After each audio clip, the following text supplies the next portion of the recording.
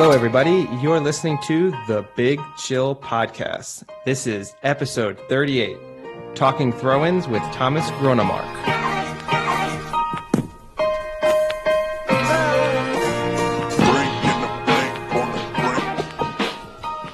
All right. Hello, everyone, and welcome to the Big Chill Podcast. Today, we have a special guest, Thomas Grønnemark, who's a football coach specializing in throw-ins. He's worked with some really high-profile top European clubs like Liverpool and Ajax.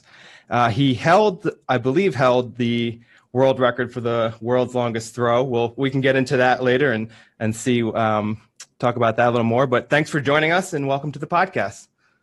Yeah, you're absolutely welcome. I'm really delighted to be here. So thanks a lot. I guess to get off the mark, I think probably a lot of our listeners, and I'm sure you get asked this question a lot. What exactly do you do as a throw-in coach with top football teams? Sort of, what's your goal? What specifically do you work on? You can say I'm working on two different really specific goals. The first one is keeping possession when my team has a throw-in, and you can also say the opposite. When our opponents have a throw-in, take the ball from them. And then the other thing is creating chances and scoring goals after throw-in situations all around the pitch. So that's the two main goals. And the way I'm doing it is like three different things, is coaching and training the teams on the pitch. So having a lot of different throw-in drills. Then I'm also doing talks for the players, for the head coaches, managers, assistant coaches, so they can see what is the bigger point here. And then I'm also doing throw-in analysis of the matches. So after every match, then I'm getting the attacking, defending throw-ins from the teams, and then I'm sending back a throw-in analysis to, for example, Jürgen Klopp if it's at Liverpool FC. So that's the way I'm helping the teams. Oh, that's really interesting. I didn't expect that you were also working with them on sort of the defensive aspect of it. When I imagined what you were working on, it was more their throw-ins themselves. It's interesting to find out that you're also helping with them, how they sort of defend throw-ins. Yeah, you can say everything you can imagine around a throw-in at a football match.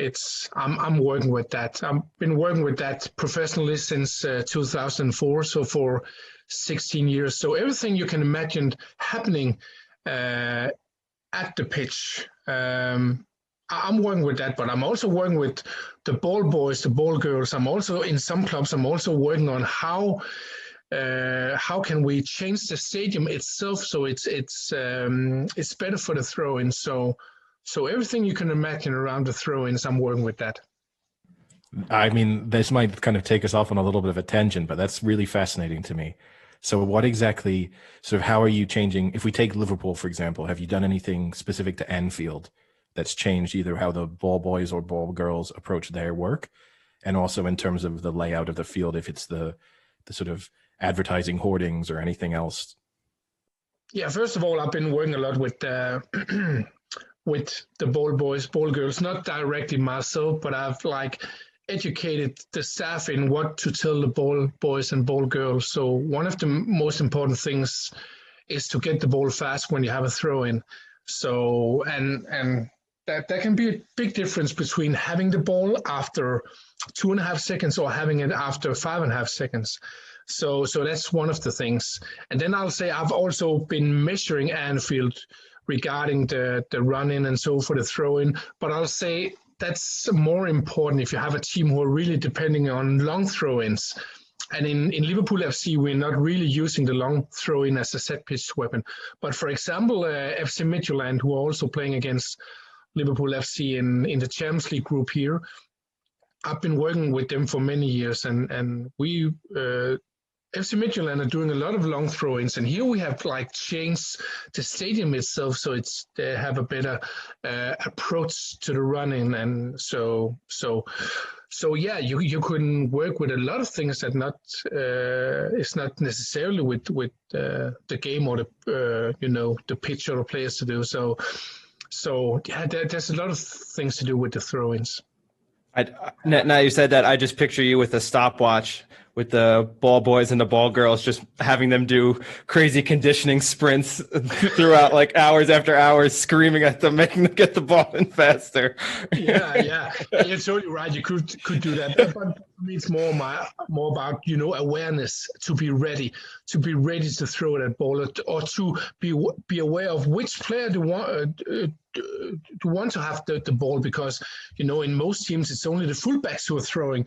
But if you see a Liverpool match, there are normally 6, 7, 8 different players throwing the ball. Of course, mostly the fullbacks. But often it's better that it's Sadio Mane who takes the ball, or Hendo also who takes the ball. So as a ball boy or ball girl, you have to be prepared to throw it to the right player. You can say at the moment there are no ball boys, ball girls, because we have the corona. The players have to pick the ball up themselves, unless it's like a player from the bench or one of the coaches who can get the ball. So, but in normal circumstances, the ball boys, ball girls have a really important role to play. That's interesting. I was going to ask actually how maybe the sort of COVID protocols then have impacted what you do in terms of the sort of placement on the cones and every how that's being dealt with. So sort of partly that is question one. And then question two, do you then instruct the ball boys and the ball boys and the ball girls to respond less quickly when it's an opposition throw-in? Is that kind of gamesmanship come into it a little bit, or is that, I'm not allowed to say that, but is that also part of the tactic when you're the home side? I always say to the ball boys, when the other ones gets a throw in, shoot it out of the stadium as far as you can. No, I'll say for me, it's really important that I'll always try to give the best options for both teams, even though I'm only coaching one of the teams, because I think it's a little bit about ethics. So I just want to make the game be better around the throw-in. So if a player from the opposite team wants to have the ball fast, I think a ball boy or ball girl should just throw it fast to this player. So for me, it's about raising the bar of the game itself. I think most of the things we can improve in football is around ethics and being fair to the other team or the opponents, the other players. So I think things like standing in front of the ball when the opponents have a free kick, or taking the ball, throw it away, shoot it away. I think you should, and I think it's for every team. I think it should give a yellow card. And why do I think it should do that? I don't know if you know the sport handball. It's very popular in Denmark, also many countries in Europe. And in handball, counterattacks are really important. And if there's like a free throw for the other team, if the player from the team who's the throw is against, if he's not putting the ball directly down to the ground and laid still, this player would get a 2-minute penalty, and that's not good. And the reason why is that counterattacks are so important in handball. So you're destroying the game if you're not giving the ball the same second, or if you throw it away. And it's the same with football. We've just developed such a bad culture around standing in front of the ball or shooting the ball away. And most of the counterattack opportunities is wasted. So I think that being fair is one of the most important parts of the game, and we're not really treating that well at the moment, because it's been a part of the culture. You're just doing that. And no, if you change the rule with giving a yellow card if you're standing in front of the ball, shooting the ball away, there'll be like 10,000 yellow cards in the first season, but they'll fall into place, and then we'll have a much better game. So back to your question with the ball boys giving the ball, I think you just give the ball fast to the players who want to have it fast, no matter what team it is. So, yeah. No, I think that's a good approach to have. It would be great if all the teams and all the players and all the coaches thought that way. I think the sport overall would be much better off.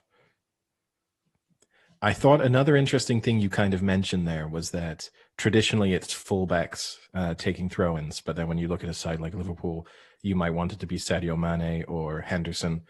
How do you determine who the best player is to take a throw-in? Or the sort of, obviously, if it's a long, someone with the ability to actually take a long throw-in, that's a very particular skill. But just in terms of someone like Mane who maybe doesn't possess that aspect, how do you determine who the best person is? The players determine it themselves. You can say in general, we can come into that later, but I'm working with a philosophy called the long, the fast, and the clever throw-in.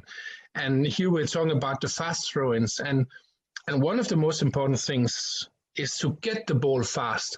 But it's not only the player who's closest who has to get the ball, it's also the players around him who has to react fast. And then some people might think that, it's just all about throwing the ball fast. No, because one of the worst things you can do is throw the ball fast and then throw it into a pressure zone. So what you really want to do is that first players getting the ball really fast, seeing if there's a good option to throw it. If there's a good option, take it. If there's a bad option, then wait for the fullback.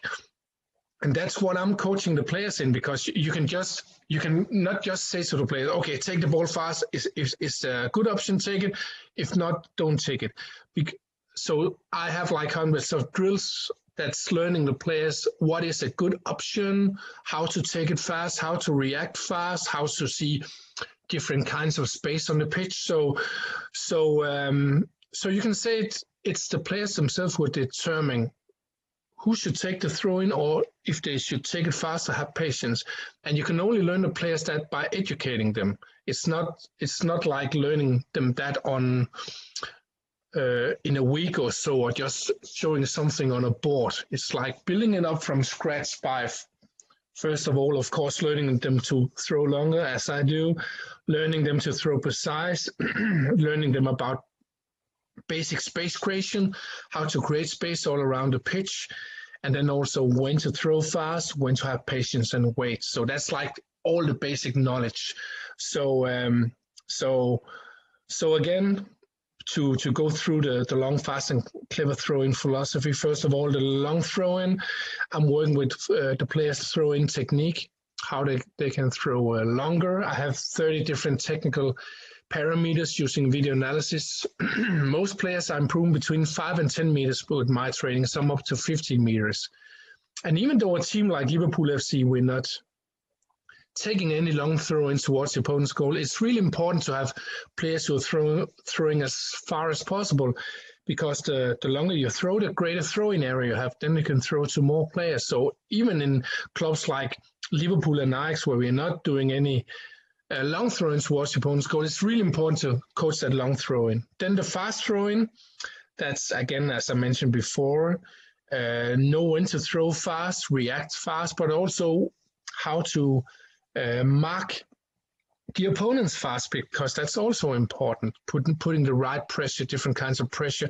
And then it's also counterattack throw-ins. That's also the last part of the fast throw-ins, because you can't be offside and throw-in. So you can use that, not every time, but once in a while. And then the last part of my long, fast, and clever throw-in philosophy is the clever throw-ins. And here I'm working with 3 different zones, and I'm having approximately 50 different throw-in tools. So there are different options and tools in each zone. And again, as I mentioned before, you can't just say, okay, use this tool, and because they have to learn it all from the basics. So in general, you can say I'm raising the players' throw-in intelligence. And some analysis people on social media have said, if you just do like Liverpool did there, you can do the same. No, because I'm not putting situations up like a playbook in American football where you're only doing one thing. No, the players have all these different options, and on top of that, they're using their own fantasy and imagination. So you can say every play we do is like really unique play. It's just because the players have been trained to have really high throwing intelligence. And then I'm also using the players, what I call individual throw-in superpowers, because some players are fast, some players have a good first touch, some players are good at protecting the ball. So we can use these in different situations. So that was like a short explanation of my long, fast, and clever throw-in philosophy. It's really fascinating. I have to say, like, it's a part of the game that I think probably most people, even who follow the game sort of really closely, probably never really think about, which is kind of interesting from a component of the game that, you know, I don't know how many throw-ins there are on average per match. I'm sure you probably do, but you know, such a key, sort of essential part of a football match that probably kind of goes unnoticed.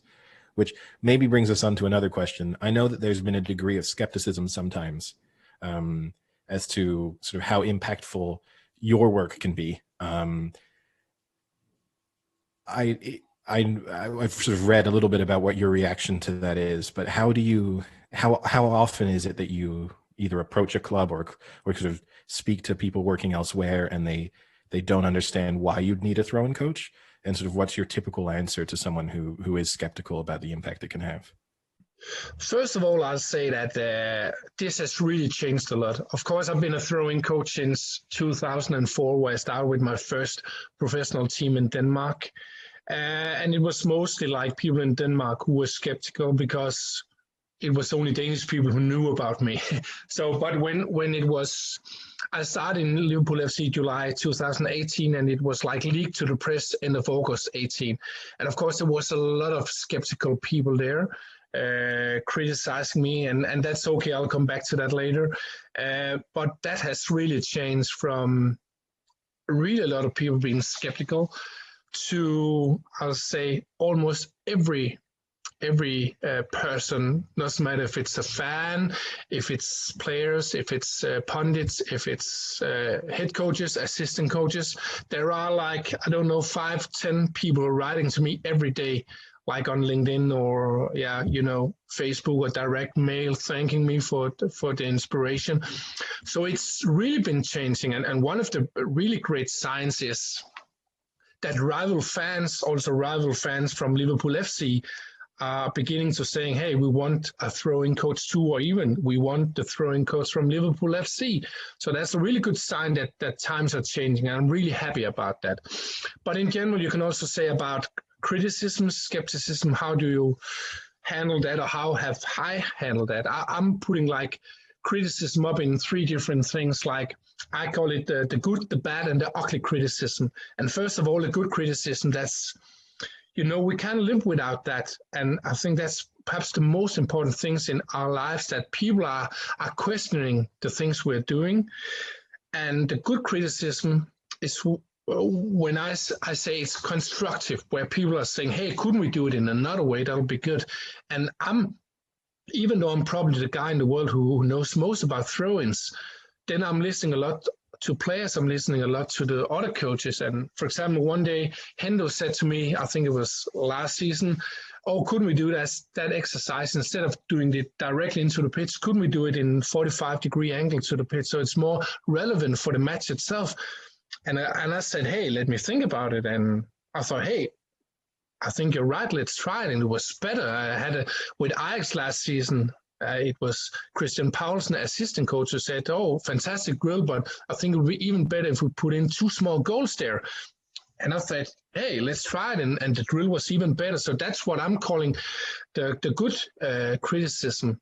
Then there's the bad criticism. And that's criticism where people like first are saying, oh, I don't really believe you, or I don't think it's worth to have throwing coaching. And then a lot of these people, if you're giving them some knowledge or asking them a question, for example, when I'm saying to people, some are saying, oh, throw-ins, it's only a small thing in football, it doesn't really matter. Then I'm saying, did you know that there are actually between 40 to 60 throw-ins in a match, and most teams have possession under 50% of the occasions when I have a throw-in under pressure?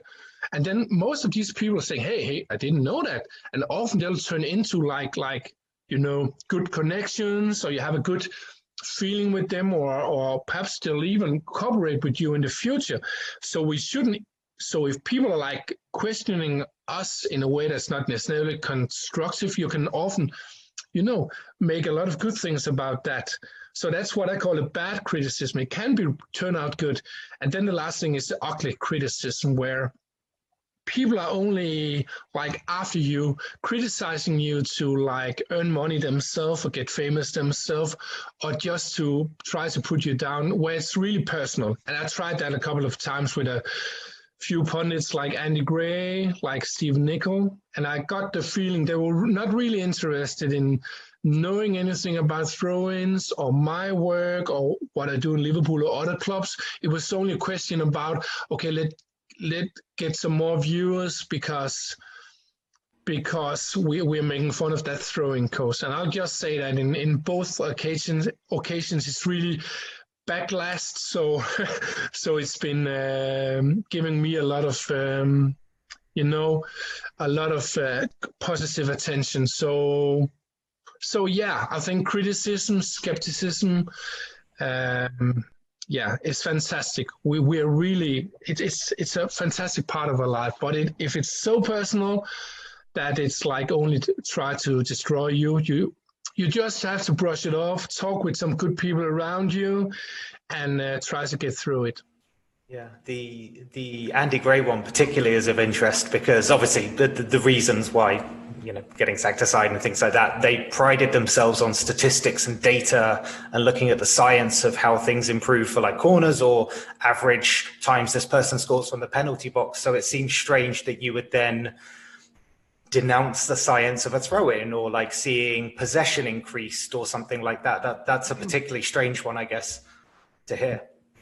Yeah, first of all, you can say with that clip with Andy Gray and Richard Keys, you can say it was not very scientific. It was more, you can see the clip on YouTube. It's like, a throwing coach. They laughed like half the clip or so. And it's not. And it's really important for me to say it's not because you can't laugh of me, because often when I'm talking about myself, I'm referring to my job as the weirdest job in the world. When I'm doing a lot of talks too. I'm also like using a lot of humor around my job too. And beIN Sports could have been calling me and saying, hey, we've heard you've been a throwing coach. We think it's totally crazy. And they could also say, okay, we laughed when we heard it. But hey, but we want to invite you to the studio because first of all, we think it could be entertaining. But we really want to know what is this throwing coaching you're doing. We could have had perhaps one of the best clips ever in sport television where we both have laughed, because it seems like Andy Gray is a guy who likes to laugh too. But we could also have been giving a lot of knowledge to the audience. But instead they choose to, for me, go the wrong path. So we could have changed that, but yeah, it was too late. And 14 days after, when I think Andy Gray and bIN Sports had so much criticism to them, they bIN Sports contacted me and said, hey, we want to have you in the studio now. Andy Gray still think it's I don't know how they mentioned, but it's crap, this throwing coaching, and Richard Keys think it's all right. But I said no to them at that point because I couldn't really see myself winning there, because as long as there was one in the studio whose only interest was to I felt make fun of me. So I just said no, even though a lot of people would have seen it.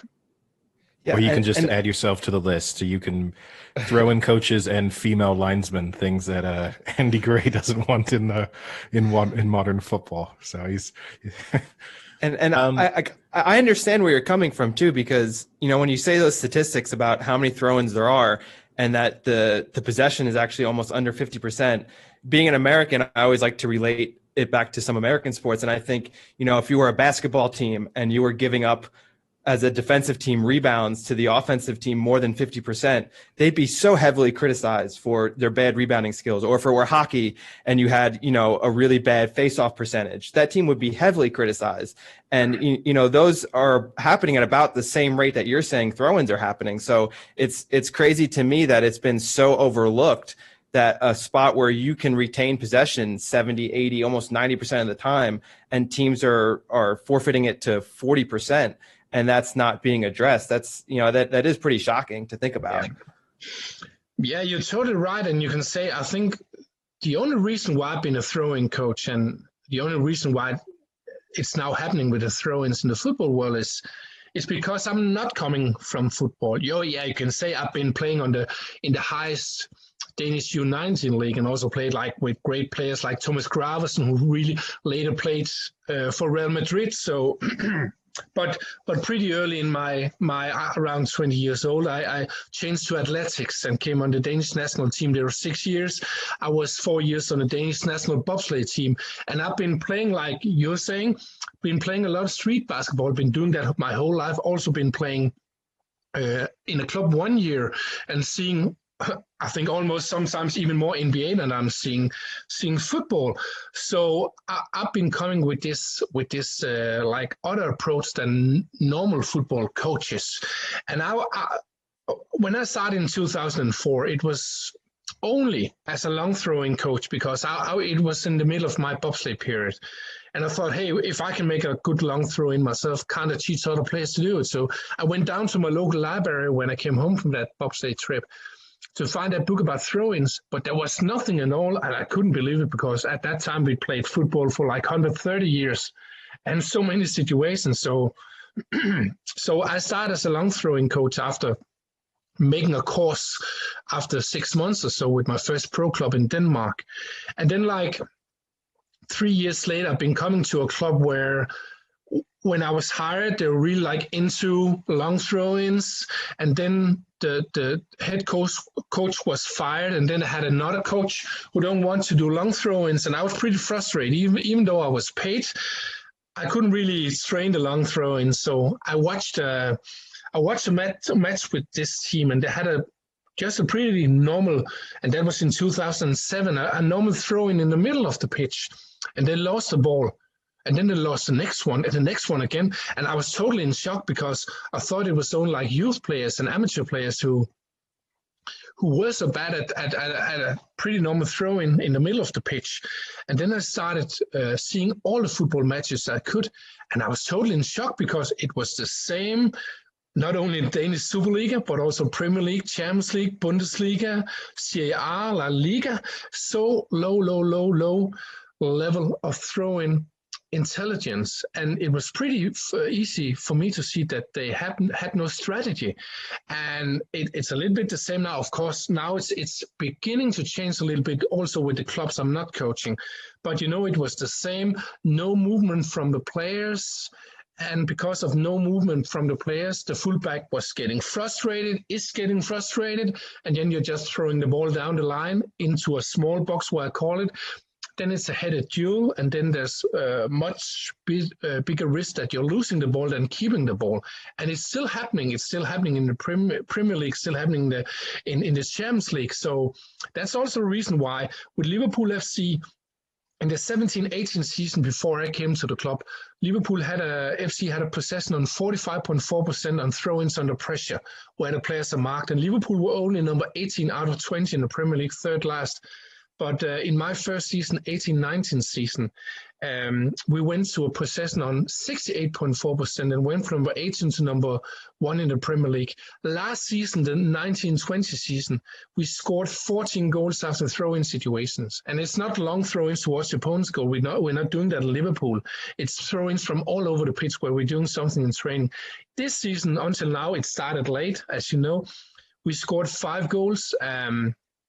After throw-in situations, and actually the 3 of the 5 goals were in the 3 first Champions League games here in this group. So against both Atalanta, Ajax, and Midtjylland. So throw-ins are important. So yeah, again, back to what you said, I was totally shocked. Now we've been playing football for approximately 140 years, and I'm 100% sure if I hadn't come to Liverpool in 2018, we could have perhaps have waited 10 years more to get that, what I call perhaps a throw-in revolution now. So it's a little bit scary, but the football sport has just developed really, really slow. It's only like the last 2-3 years with all the data and analysis that it's really like going way up there. Yeah, no, it's really interesting. And similar to what Frank touched on, it is really because if you do think about basketball, how much thought gets put into inbound plays, or in rugby, how much thought gets put into a line out. It is strange that football took so long to catch up. And I think also most football fans will, at least, even if they haven't thought about the importance of throw-ins, I think one thing everyone will have seen is that moment of frustration in a stadium when they feel like there's no movement from a throw-in. And you'll see the sort of home supporters almost, sort of groan and kind of turn on their team a little bit when they see that there's just nothing going on. So when you see a bad throw-in, do you usually attribute that? I'm sure it's a balance, but do you attribute it more to the lack of movement from the players in the pitch or to the actual throw-in taker themselves? Oh, it's a combination of everything. It's, first of all, you have to go to the throw-in taker. Of course, if he's throwing really short, it can limit his opportunities of throwing to a teammate. For example, when I started in Liverpool, Andy Robertson could only throw 19 meters, but he improved his throw into 27 meters. So even though he'll never be the world's best at the long throw-in, he has improved his throwing area, like the half circle, with more than 500 square meters. So first of all, you have to have a really good length on your throw. Then you have to throw precise as a thrower. Then you also have to know when to throw fast and when to have patience. And then you also have to be able to see the space. So that's the throw itself. And then again, out to the players on the pitch. So you can say that it's really hard for the thrower to see the space if there's no space created. So you have to work with that space creation. But it's also important, for example, that when you have a throw-in, that it's not only the thrower who reacts fast, but also the 2, 3, 4, 5 players closest to him who are also reacting fast. That's also helping a lot. And then you can also say it's also up to the head coach manager to train the players, weekly with the throw-ins. You don't have to use 1.5 hours, but you can go very far with 15, 20 minutes. And here I'm not talking about throw-in technique. I'm talking about throw-in-related drills where you are working with create space. That's it looks really a lot like normal football coaching. So it's also up to the coach to focus on it the whole year, because if you're only looking at it in preseason, then they have been forgetting everything in 2 months.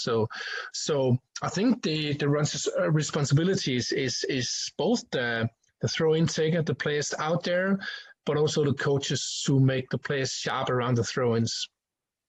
So when you talk about Robertson going from 19 to 27 meters in his throw, do you accredit that just to you giving them the proper technique, or is there also you kind of providing drills to develop that strength? Because when I think of footballers, I think a lot of times that, they're endurance athletes, so maybe they don't have that fast twitch, explosive movements that you would expect from a throw. So is that something where you're also giving them drills to kind of build that muscle, or is it mostly just that they have the technique completely wrong?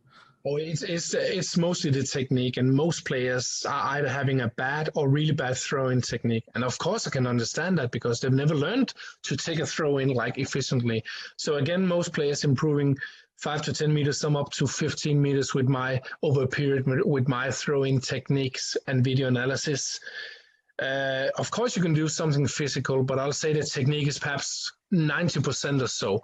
And again, if I have to do something physical, first of all, I'm always talking with the physical coach of the team, because I'm not with the players every week. So I'm coordinating with him or her there. And then I'll also say if I have to choose between strength and flexibility, I'll choose flexibility every day. Of course, if you can combine flexibility with fast twitch fibers and do something there, of course, it's good.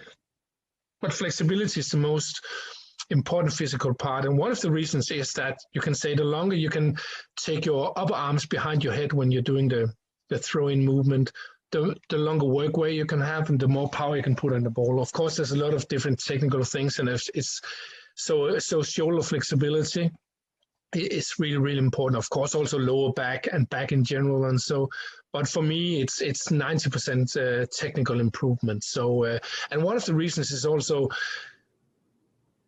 we have to remember they're also football players. It was another thing if they had to go to the Olympics in throw-ins, because then you'll probably build a lot of muscles on them, even though they'll look a little bit perhaps like javelin throwers or so, not like shot putters.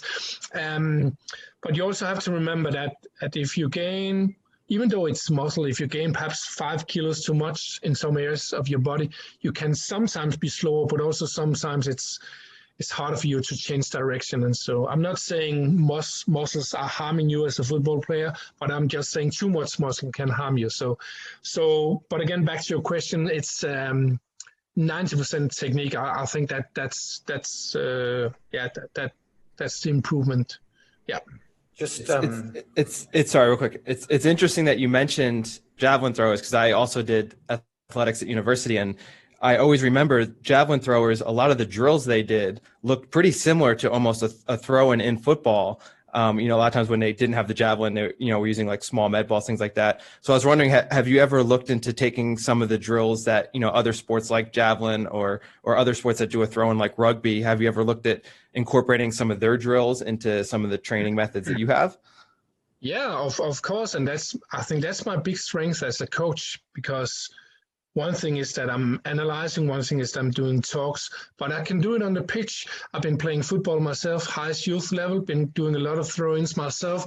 I'm taking a lot of things from athletics. I was a sprinter, but of course I looked a lot at the throwers too. I've been taking a lot of things from bobsleighing, and people might think, hey, what can you take from bobsleighing? First of all, we were very innovative on the Danish bobsleigh team.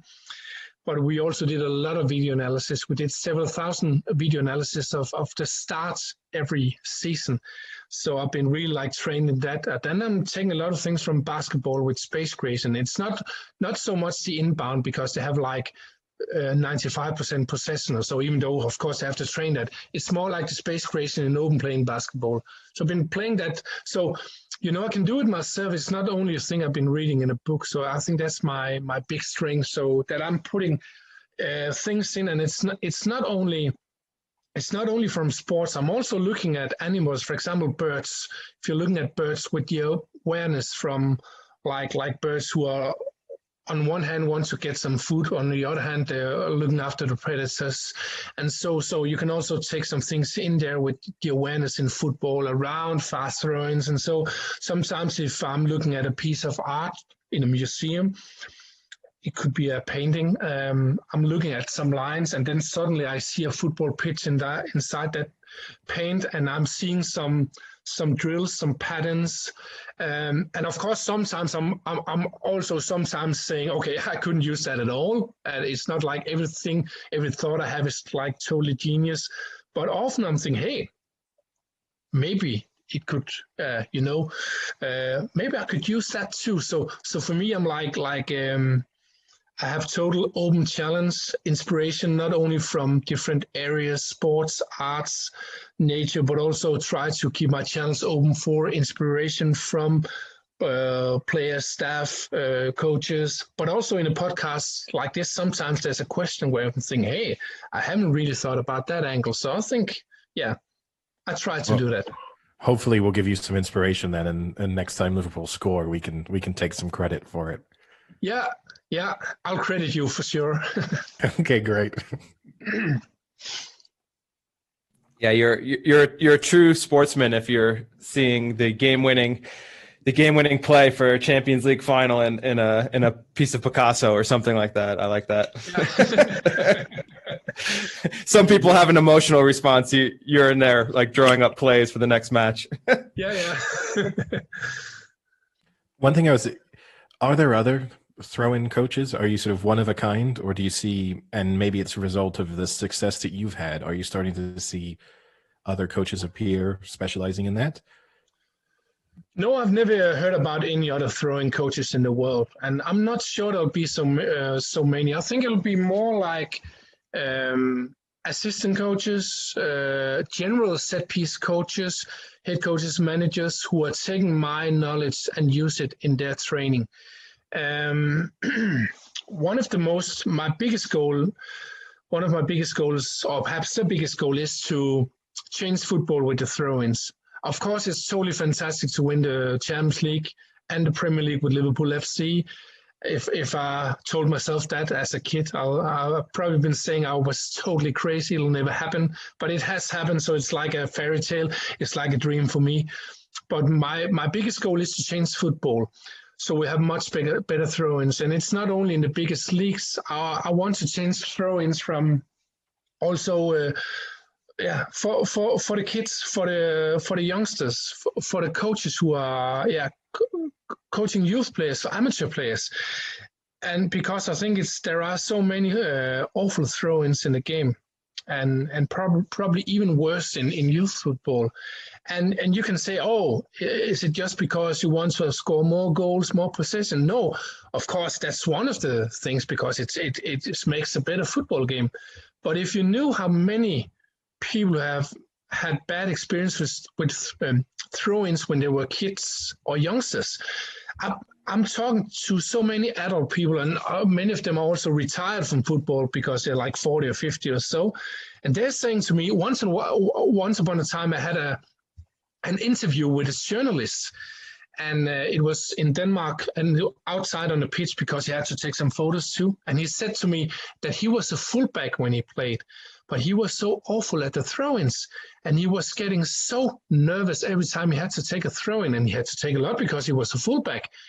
And it slowly took away his joy of football, because he didn't know what to do, and the coach was just screaming and do this and so.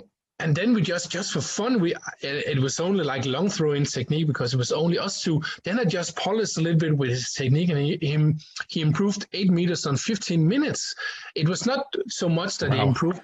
Yeah, it was not so much that he improved the meters, but you can just see on him that he just, even though he wasn't playing football anymore, it was just like something, came into place, because he had so thousands of bad experience with throw-ins. And there are so many players, kids, youngsters, amateur players, who hate to take throw-ins because it's a hard situation. They're not educated. So my biggest dream is to change football. And the way I want to do that is I'm at the moment writing a book about throw-ins. So because at the moment it's really hard for youth and amateur coaches to afford that I can visit their clubs all around the world. So when I'm publishing my books about throw-ins, there'll also be online courses, so that a pretty normal football coach can afford. So when I'm publishing that, I think that's perhaps the thing I'm looking most forward to in my throwing career, because then I know I'm making a difference now, but that'll be the day where I can make a real big difference for people. Yeah, that's really, I spent 3 years coaching a sort of youth girls football team. And apart from telling people to move and give the throw and taker options, I don't think we ever paid any attention to what they were doing. I think that was it. You're part of the problem, Eddie. Part of the definitely. problem. It was the same for me at the kind of starts at the youth level. At the schoolboy level in football as well, it was just, you would just be pulled up on foul throws. So you would just be told foul throw, and you're like, I haven't been told how to do it. And they just say, well, just throw it over your head. And it's not that simple. Then they say, oh, it can't be a punch throw. So you've got to actually put your arms back in order to do it. And it disheartens you. It becomes such an inconvenient part of the game that you never want to do it. I was curious about when you said you want to change football and the perception of throw-ins. And I wonder, do you think the international stage, seeing somehow success of throw-ins at a World Cup would do it? Or do you think more people need to go into these kind of grassroots levels and put importance on throw-ins? I guess it might be chicken or egg, really, to know where it comes. But do you think the international stage might help if they see these incredible, world record breaking throws that lead to goals, and then they're suddenly so inspired by these people? Do you think that's one way of it happening? Yeah, of course. One of my big dreams is also coach a team to the World Cup. And of course that will help getting focused on throw-ins at a World Cup. But again, I don't think it's so necessary anymore, because, most football coaches in the world have seen the success from Liverpool FC. And even though throw-ins are only a part of it, most coaches who are like trying to be better, they have also heard about the throw-ins been doing in Liverpool, that I'm doing it too. So I think it's only a matter of time that it's only a question about that I have to publish my book. And because there are so many people writing to me every day, when do you publish the book? When do you publish the book? And I'm saying, I don't know really. Let's see, depends on. But to be honest, it's also a question for me about right now. I'm earning really well with the big clubs. I'm the only one in the world, so it's also a little bit strategy for me. When will I publish my book? So. Because I could publish in 3 months or so. I've been writing really much, and I know what to write and what not to write. So perhaps I'll publish in a year. Perhaps it'll be the next summer again. I like that, Thomas. I like the idea that you've got all the secrets, you've got all the info. Keep hold of it. I completely understand it. You're the only person in the world, like you said at the start. You are probably the world's most knowledgeable person about throw-ins. I can fully see you keeping this information. Yeah, you're totally right, and I'm thinking that myself. But I'm in this like dilemma that, on one hand, you can say I'm getting a lot of attention. I'm working with some of the best teams in the world, having success, earning well. But on the other hand, I also know that I can make a like gigantic difference for so many people. So, it's a little bit hard when to do it and when not to do it. So, it's also a question about I'm not a wealthy man, even though I've been earning okay the last 2 years. I'm having what I should have like in life. I have a wife. I have 2 kids. One of the best things I know is just to have a cup of coffee, talking with good people. So you can also say you're coming to one stage where you have had enough success. So other things are meaning even more. So again, you're totally right. I can follow you with your argument there. I've been thinking that myself. But there are these 2 like pillars who are influencing on me and my decision about publishing. So let's see when it will happen. So I kind of just had a more fun question, I guess. You said it's great working with all these top clubs and all that. What's one of the neat things about working with a top club that you wouldn't expect? Is it great to go in there and see they have these amazing facilities, or do they have like top-notch private chefs? You love going to the Liverpool's training facility because you're going to get the best lunch you've had in months, or is there something about that aspect that's really cool, that you get to work with these super wealthy clubs that other people aren't experiencing? Yeah, first of all, I'll say I love my job now. If people ask me now, would you rather be full-time in one club or be freelance and then have like the last 2 seasons I've been having like 8 clubs or so per season? I'd rather be freelance because I'm traveling so much. And even though, of course, I'm working a lot, every day I'm normally having 4, 6, 8 hours for myself. And when I have that, when I'm not like analyzing or preparing the next day, now it's the Corona period, but normally I'm just walking around the city, seeing everything, museums, churches, nature. So I love that part. So that's one thing about traveling to so many different clubs. But then again, the clubs themselves, I should say. First of all, let's take Liverpool. Now we just moved to Kirkby, but the best food I ever had, that was like in Melwood, because there are so many different things to choose from, and the quality is just like top. So that's perfect. And then also like traveling on training camp. I've been in Evian in France twice with Liverpool, and I've also been in Marbella with Liverpool. I've been in Austria with Ajax, Spain with Ghent, Florida with Atlanta United, Qatar with Ajax, and things like that. But if I had to tell about the first training camp with Liverpool FC, that was like end of July, early August 18. It was Evian, and we lived in this Hotel Royal. And normally I have tried to live on an okay hotel before, but when I came into the reception, I came myself traveling from Denmark. I saw the hotel rooms, and they were like from 700 to 7,000 euros per night.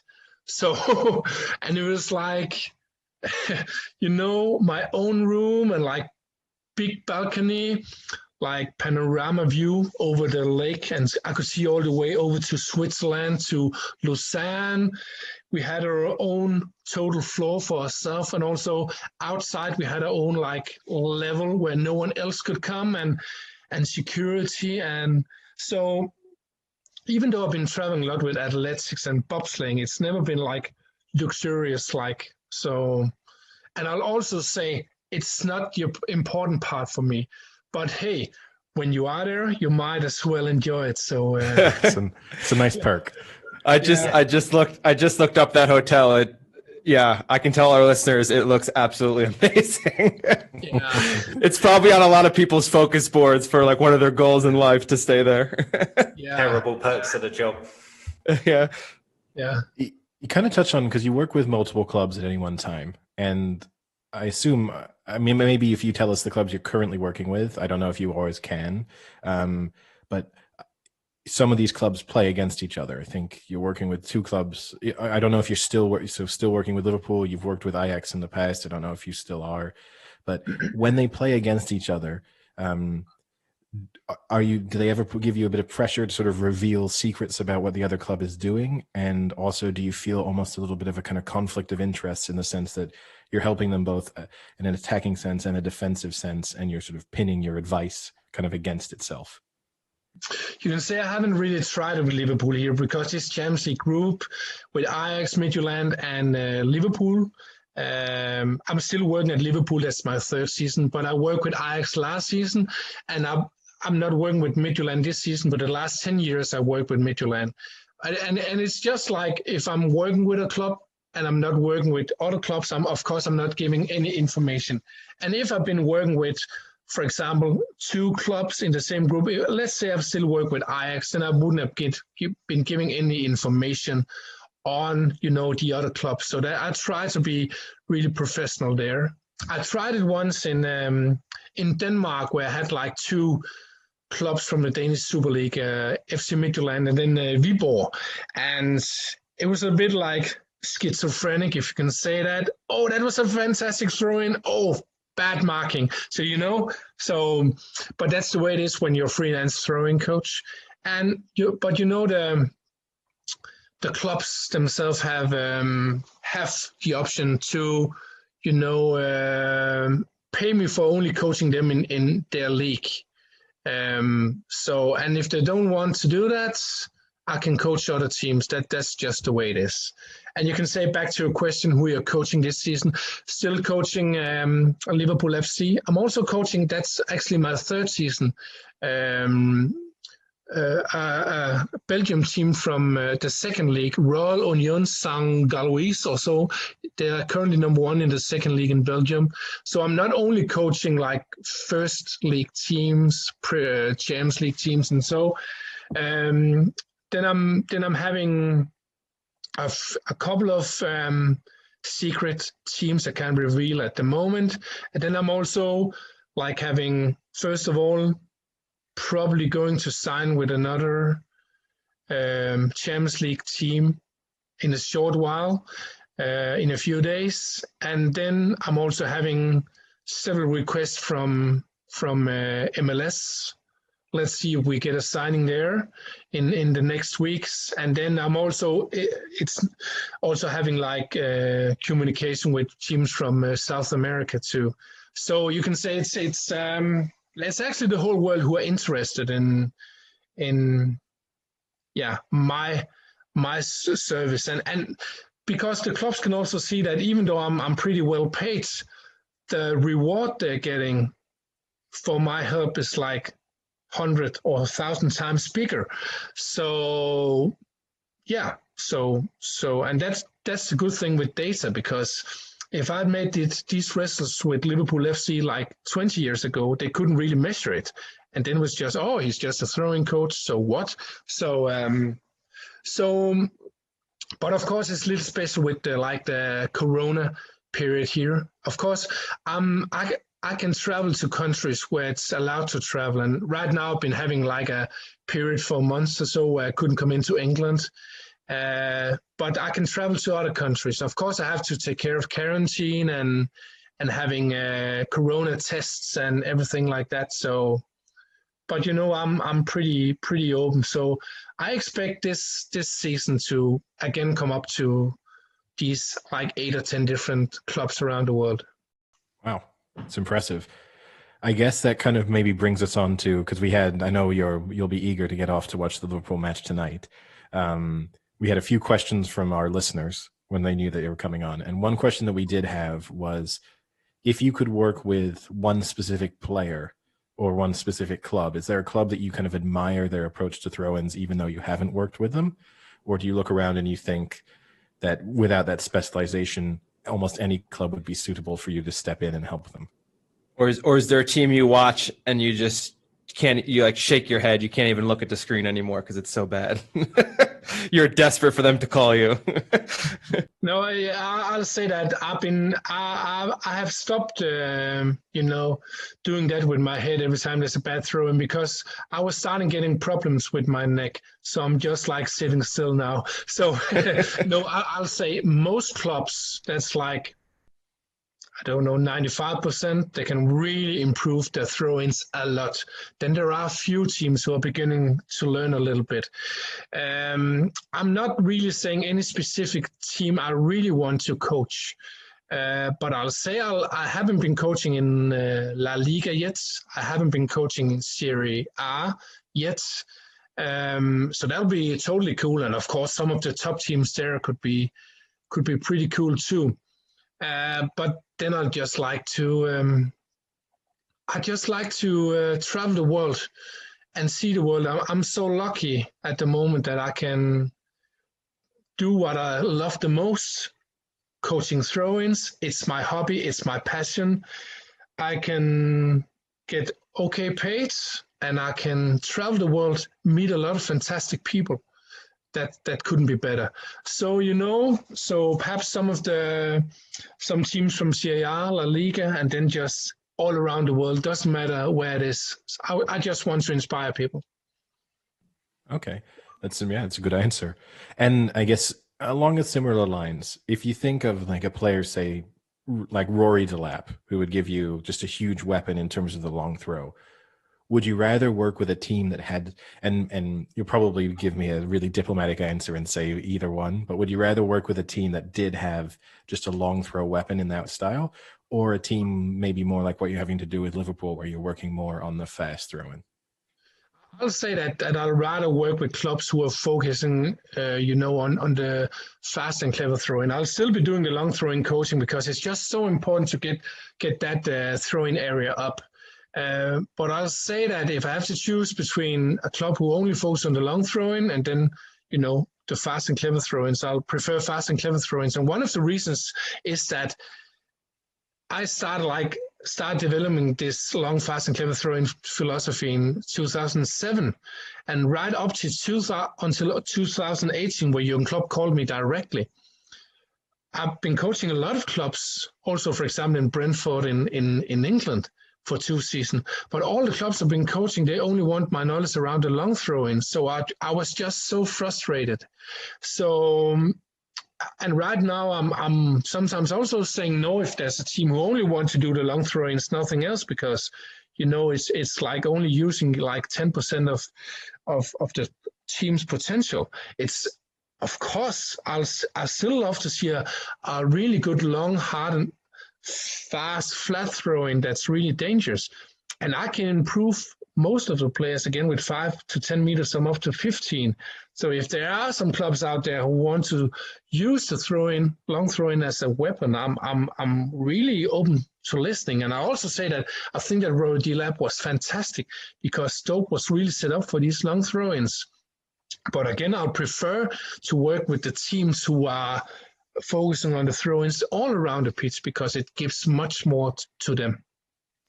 Yeah, That's interesting, actually, because I remember in the early 2000s, you had like Bolton under Sam Allardyce as well, like using the long throw just to cause havoc and really mess up really kind of good looking teams like Arsenal with that approach. But then you've got Rory Delap at Stoke. I remember vividly Dave Challoner at Tranmere Rovers, and the incredible cup runs. They actually beat Liverpool. It was John Aldridge beat Liverpool with Tranmere with Dave Challoner, and they basically just went to League Cup finals, giant killed, all because of the long throw. And I remember growing up, and it just caused havoc, and it really, in a way, revolutionized the game, because you had these teams playing on the ground constantly, good tick-attack, or I guess football. And then all of a sudden, Sam Allardyce comes in, Tranmere Rovers, the Stoke team as well, and they force teams to be more competitive in the air, have taller players, slow it down in a way. So that's particularly interesting to hear. Yeah, I'll say, again, I think I mentioned before, but like totally thumbs up to Stoke what they did then, because they had a really specific playing style, and they like went all in on the set pieces, especially the throw-ins, scored a lot of goals, but they also had, as I remember, 8 players in the start 11 who was 1.90 meters or above. So it's like giants, all of them. And you can also say that I could easily make Liverpool score 10 goals on long throw-ins in the Premier League every season, because I know he's injured right now, but we have Joe Gomez, and he's been throwing 37.20 in a test. That's approximately the penalty spot in the air, or perhaps even longer. And we saw he assisted that goal against Croatia in the Nations League a couple of years back. But you also have to remember that if you want to score 10 goals on long throw-ins, and you can do that. I had 4 seasons with FC Midtjylland where we scored 35 goals, like 9 goals per season. One season with AC Horsens, we scored 10 goals in the Danish Super League. You can do that with Liverpool FC too, but you have to remember, if you want to score 10 goals on long throw-ins, you'll probably have to take 10, 12, 15 long throw-ins in a match.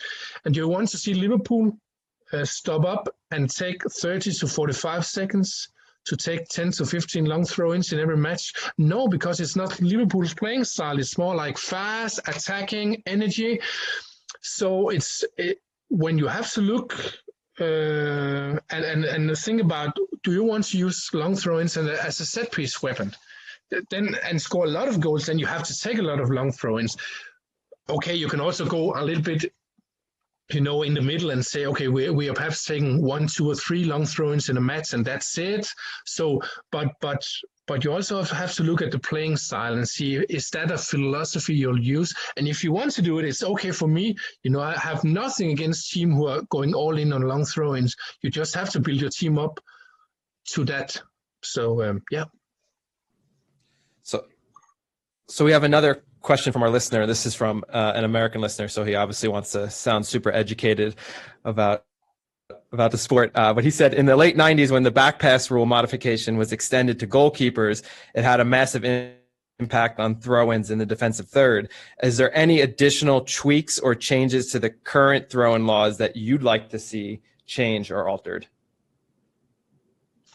No, not really. I think the throw-in laws in soccer, I'll rather say soccer when it's American who's asking. I think they're pretty fine. I heard a lot of people in Denmark, because in Denmark they're taking a lot of long throw-ins. A lot of people have been saying that, we don't want to wait 30 or 45 seconds. Let's have a throw-in stop clock, so you can only use 15 seconds or so. But I think the throw-in rules are really fine. I actually think they're perfect. Some people, for example, Arsene Wenger, have been saying, we want kick-ins instead because it's hard to take a throw-in. But the only reason why it's hard to take a throw-in is because the teams are not working with the throw-ins and they're not seeing what tools they can use. And so I actually think it will be a big, big, big mistake to use kick-ins instead, because you'll get one of two things. Either you'll have long kick-ins, and we don't want to see that. We'll have a lot of long balls. Or we'll have these like kick-in situations, like a short corner where you can't go near the kick-in taker. And then it'll be a little bit like in futsal. We have a lot of start passes that are unpressured. And what's really great with throw-ins is that we have a lot of pressure situation, but can you release these pressure situations with movements to create space? It's fantastic entertaining, but you can also look into the different ways of creating pressure. And can you get out of pressure? You'll have fantastic situations, transitions, shifting play, playing in more open space. And if you're looking at every sport like hockey, basketball, American football, basketball, if you don't have pressure there, you'll never have fantastic situations. So for me, like using kick-ins instead of throw-ins, that'll be the biggest mistake ever. And it's not because of me, because I'm a throwing coach. I'll find another thing to do. But we have to take this road about making the players better, also the coaches, educating them in throw-in situations. And then it's much more entertaining. Then my goal is that we, in 5 or 10 years, when I've been publishing my book, and so there's a guy sitting in the couch, and his mate is going into the kitchen for a beer, and then he's yelling, "Hey, there's a throw-in, come and see," because we are just looking forward. How will they create space now? It's a little bit the same in basketball. We're looking, how will they set that three-point shooter up, or how will they set the center up inside by creating space for him? So it's the same with the throw-in. So back to your question, I don't think we have to change any throw-in rules. It's more a matter about educating coaches, players, and giving them more knowledge so we can have much better use of these situations. Great answer. Yeah, I think you also addressed, we had a follow-up question from another listener about the Arsene Wenger pushing for the kick-in instead of the throw-in. So you got answered two questions in one there. So that was pretty good. Thanks. Maybe as a final question from me, at least, when you look around world football at the moment, is there a single player that you watch him take throw-ins and you're sort of really impressed by, or because it's more of a team mentality, does the individual not stand out? I'll say that my answer now is really subjective because I'm coaching them myself, but I've been asked several times who are the best throw-in takers in the world, and I'll say Andy Robertson and Trent Alexander-Arnold. It's both because they've been improving their throw-ins. It's not because they're one of the best long throwers, but they've been improved their throws. They're really precise, but they really know when to throw the ball fast, when to have patience. But they're also seeing space. But of course, it's also easier for them to see space being created when they're actually being space created, because being fullback on a team where the players are not moving, that's a really tough job to make a good throw in. And you also have to remember that, like last season, we scored 14 goals after throw-in situation. Already now, this early stage of the season, 5 goals. So like a little bit over 1.25 season, it's been like 19 goals after throw-in situation, and I can't remember how many Trent and Robo did each, but I think they assisted all of them. And to be able to see that kind of space, it's you really have to have a high throw-in intelligence. So even though the answer perhaps is a little bit boring, then I'll say that the two I admire the most with throw-ins are Robo and Trent. If they're the best, and they're the best. I mean, there's no, and also, I guess if you're the one helping them out, it's natural that your coaching might also have a small impact on that anyway. So, I think that's a fair answer. If I was put up in a hotel like that as well, I'd say them. I'd say Liverpool players too. Yeah.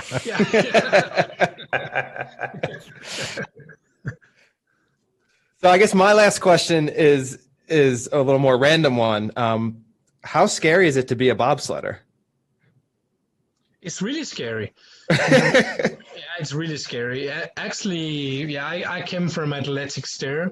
The reason why I changed from athletics was not because I had a low in athletics. It was because I actually set personal records on 100 and 200 meters in 2002. But I had moved to a small town in Denmark because I met my wife. And I don't know if any of you have tried to do something stupid because of love, but I moved to this small city, training alone. So it was only like even though I've never been better in athletics, it was suddenly only numbers on a paper. So I want to change to a team sport.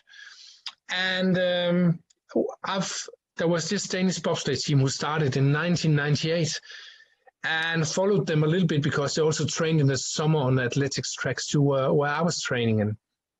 I was fast. I was the fastest guy in Denmark on 100 meters that time. I was strong, and I was also heavy at that time, weighing 91 kilos, really heavy for a sprinter.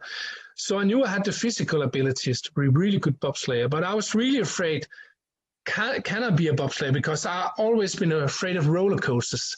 Always as a kid, my mom said, hey, you have to try the roller coaster. It's funny. But I was just puking every time after that. So, I was so scared. So I trained all summer with the bobsleigh team in 2002. And then I had to make my first run down the ice track in October 2002 in German Königssee.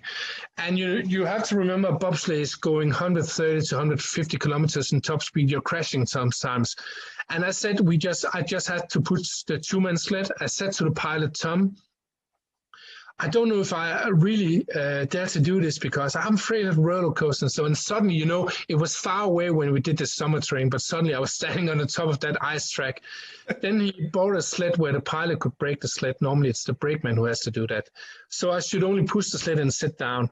And it was the wildest thing I ever done. It was like 100 times more wild than a roller coaster, but I didn't get sick of it.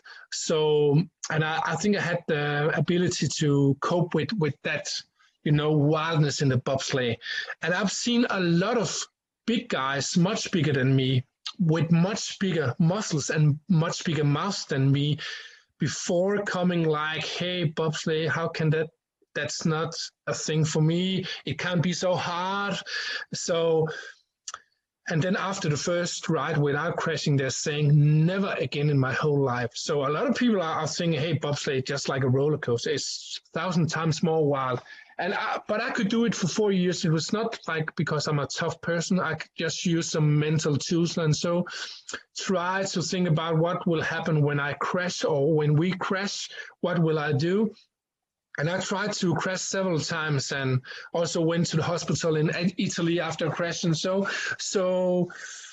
but it learned me and all the other guys on the team a lot. We were traveling 20 weeks per year. We're traveling all Europe, Canada, the States, and we were together 24 hours, 7 days a week, most of the time 3 or 4 weeks in a row, then home 1 week in the winter season, then away again 3 or 4 weeks in a row too, and then on and on. So I'll say that a lot of people might not think it has a lot to do with being a throwing coach. But again, I picked the innovation from our bobsleigh team. I picked the video analysis.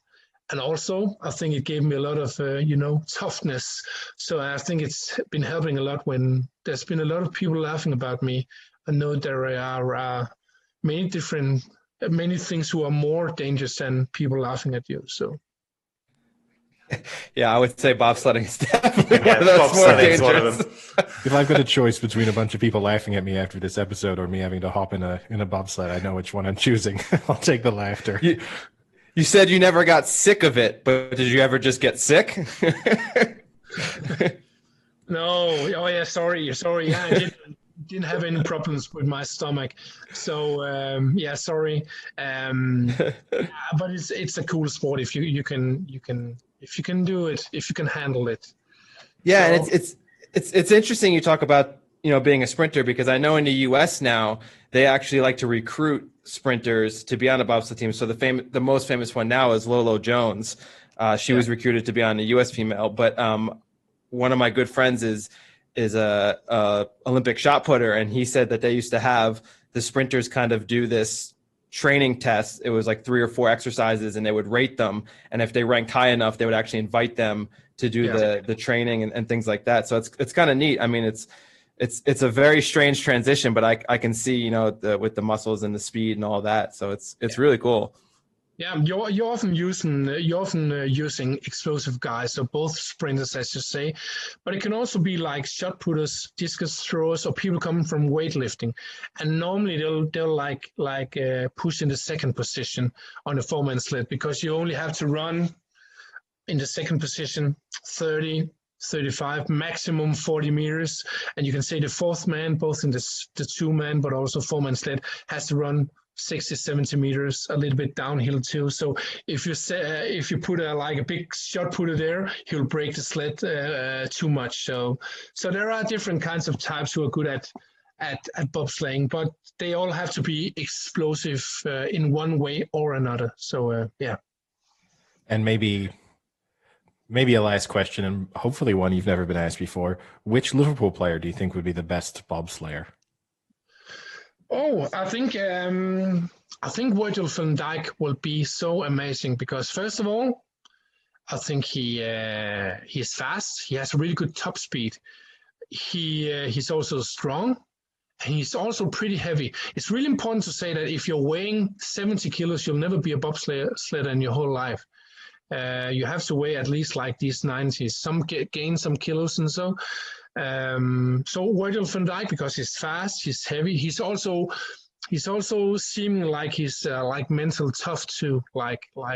He could be a bobsledder too. So yeah, I'll probably like to have Virgil on my team. Great, interesting. Well, I guess we can. Unless Frank, Sam, do you have any final questions or? No. All good for me. Thank you. No, it's been a pleasure. This was great. Yeah, really. Thank you so much. Suffice to say, I'm a convert now. Like I will be watching throw-ins far more meticulously than I ever have in my life. Don't publish your book. You might see Samuel Jones, English throws coach, coming out now. Damn. But I'll say, if I have to say the last thing myself too, then even though there might be a little time before I publish my book, I'm giving away some free throw-in drills on my homepage. It's my 4 best basic throw-in drills. It's about space creation in the near area of the thrower. You can use them from U10 up to pros. I'm also using them in Liverpool. You can get them on thomasgrønnemark.com/free. So already almost 3,500 coaches who have been picking the drills up like in a few months. So so the listeners are welcome to pick them up. Perfect. Yeah. Sounds like a great resource. And I'm sure all of our listeners now will be paying much closer attention to throw-ins. I think, you might. So that's going to be interesting. We'll hopefully give people a new appreciation of maybe a part of the game that they hadn't really thought about. But thanks, Thomas. It's been great. You're converting the world one podcast at a time. Yeah. You're totally right. Yeah, thank you again. Thanks so much. Thanks. Have a good one.